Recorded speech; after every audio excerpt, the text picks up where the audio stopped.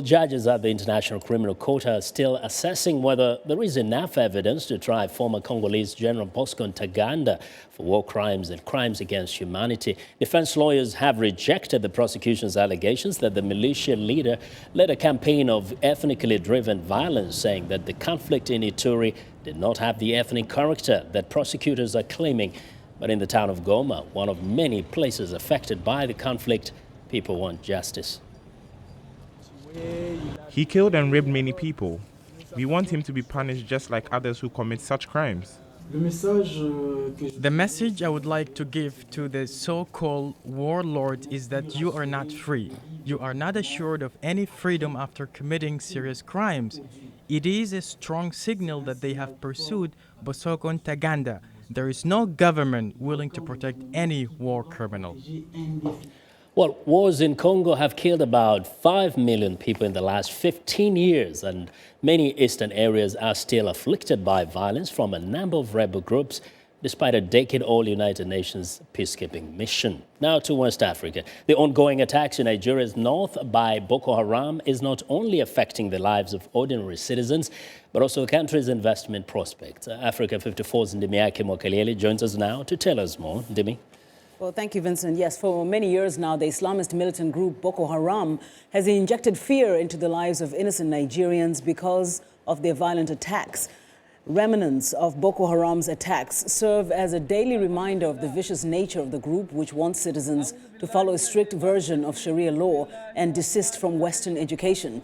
Now, to curb their activities, Nigerian President Goodluck Jonathan has declared a state of emergency in the northern states of Borno, Yobe, and Adamawa. In addition to the killings from Boko Haram attacks, some are also signaling a cost to business if violence continues unchecked. The militant group's activities have increased the state of insecurity, not only in the region, but also globally. And now to discuss this further, we're joined by phone from the U.S. state of Maryland by former governor of Nigeria's Abia State, Orji Uzor Taku. Dr. Kalu, thank you so much for joining us and welcome to Africa 54. Thank you very much. So you're raising alarm about the impact of Boko Haram activities on business specifically. You're an entrepreneur. Can you expound on that? Well, since the Boko Haram started, it has got a great impact on the business coming from the southern part of Nigeria to the northern part of Nigeria, and from the northern part of Nigeria to the southern part of Nigeria.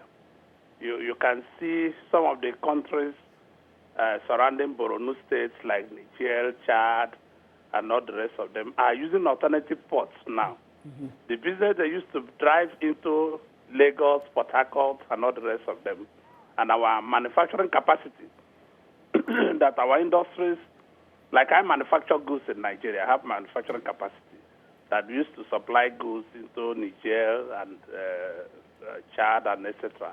is no longer going through because of the Boko Haram. Now, it seems as though Boko Haram is kind of unstoppable. There have been so many efforts to try and curtail their activities, including the state of emergencies in the areas we mentioned earlier. Of course, Boko Haram has now been declared a terrorist organization. What more do you think can be done? Well, I think the insurgents need more further intelligence. It's not a war of guns, it's not a war of the military power, but it's a war of more intelligence, because we have to upgrade our intelligence through the military intelligence, through the Directorate of State Security, through the Directorate of Air Force, through the Directorate of all internal securities should upgrade their information gathering and security gathering.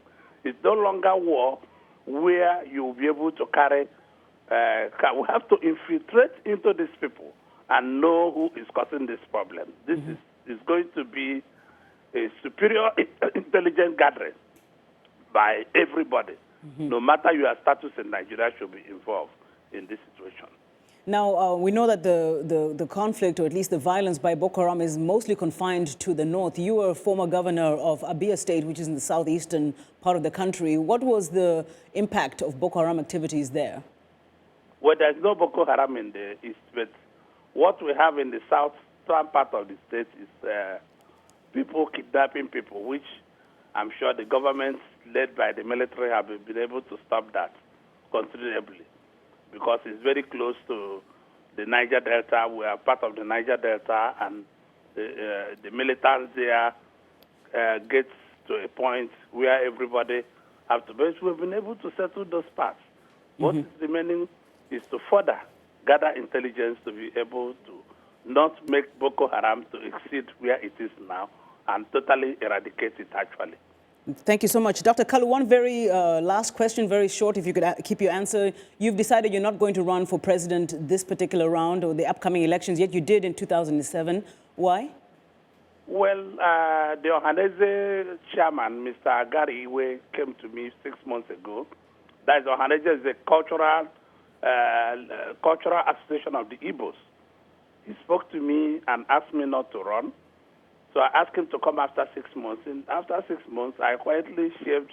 I think they want to maintain their support for a southern candidate. Okay. I might be wrong, but they have not told me the reason. But Okay. I'm sure it's either they want to support President Jonathan or they want to support another. But probably it must be a support for President Jonathan. Well, thank you so much for your response and thanks for your insights. Dr. Orji Uzor Taku is the former governor of Nigeria's Abia State, and he spoke with us from Potomac, Maryland.